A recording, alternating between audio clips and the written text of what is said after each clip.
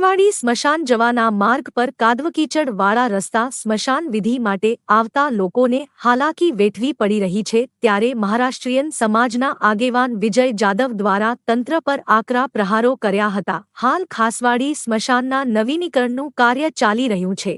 ત્યારે હવે ચોમાસામાં મરાઠી સમાજના લોકો દશપિંડની વિધિ અને માળી સમાજનું સ્મશાનમાં જવા માટે ભારે મુશ્કેલી પડી રહી હોવાનું સામે આવવા પામ્યું છે। ત્યારે આ સમસ્યા વહેલી તકે કામગીરી હાથ ધરવામાં આવે અને રોડને મરામત કરવામાં આવે તેવી માંગ કરવામાં આવી છે। આ સ્મશાનમાં મારે અત્યારે સમાજ અને માળી સમાજનો સ્મશાન આવેલ હોવાથી અહીં મોટી સંખ્યામાં લોકો દશપિંડની વિધિ કરવામાં આવતા હોય છે। વિજય જાદવ મહારાષ્ટ્રીયન સમાજના આગેવાન એ તંત્ર સામે આકરા પ્રહાર કર્યા હતા અને વહેલી તકે સ્મશાનના રોડની કામગીરી વહેલી તકે કરવામાં આવે તેવી માંગ કરવામાં આવી હતી।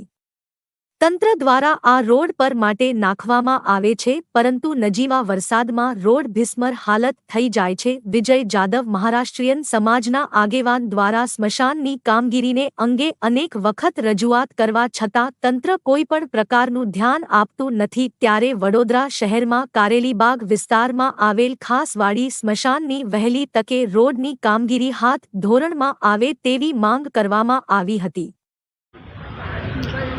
આજે એક સમાચાર જાણવા મળે છે કે ખાસવાડી સ્મશાનની બાજુમાં જે રોડ આવેલો છે, રોડ તો છે નથી પણ જ્યાં એટલા કાદવકીચડ થયું છે કે ત્યાં આવતા જતા લોકોને ખૂબ તકલીફ પડે છે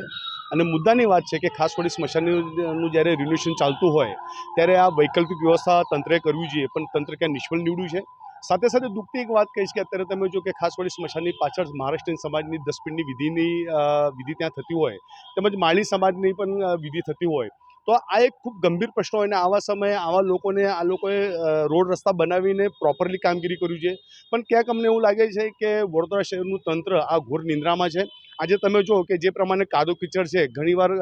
સ્મશાનમાં લાકડા લાવવા માટેની બી તકલીફ થતી હોય તો જ્યારે આટલું મોટું કરોડોનું જ્યારે તંત્ર ખર્ચો કરતો હોય તો ન જેવો રોડ બનાવીને પણ વૈકલ્પિક વ્યવસ્થા કરવી જોઈએ પણ આ વસ્તુ થતી નથી। ખબર નહીં એક વાત કહેવી પડે છે દુઃખથી અમે એક વડોદરા શહેરના નાગરિક તરીકે અને એક મહારાષ્ટ્રીયન સમાજના આગેવાન તરીકે કે જ્યારે વડોદરા શહેરની કોઈ મોટા નેતા આવે તો એના માટે રંગરોગાણ કરીને બધું ચકાચક કરવામાં આવે છે પણ આ તો ખૂબ મહત્વનો વિષય છે કે જ્યારે અંતિમ વિધિ થતી હોય તો મને તો ક્યાંક એવું લાગે છે કોઈ નેતાની 10 મિનિટની વિધિ ના થતી હોય શું એના માટે કામગીરી કરવામાં નથી આવતી કે ખાલી એક સામાન્ય વર્ગને કે જ્યારે ખરેખર હું ફરી કહીશ કે જે પ્રમાણે મહારાષ્ટ્રીયન સમાજની દશપિંડને માલી સમાજની જે વિધિઓ થાય છે તો આની માટે ખરેખર આ લોકોએ વૈકલ્પિક વ્યવસ્થા કરવી જોઈએ ત્યાં પ્રોપરલી રોડ રસ્તા બનાવવા જોઈએ પણ આ તંત્રની નિષ્કાળજી છે। આ વાત હું આપના ટીવીના માધ્યમથી દુઃખથી કહીશ।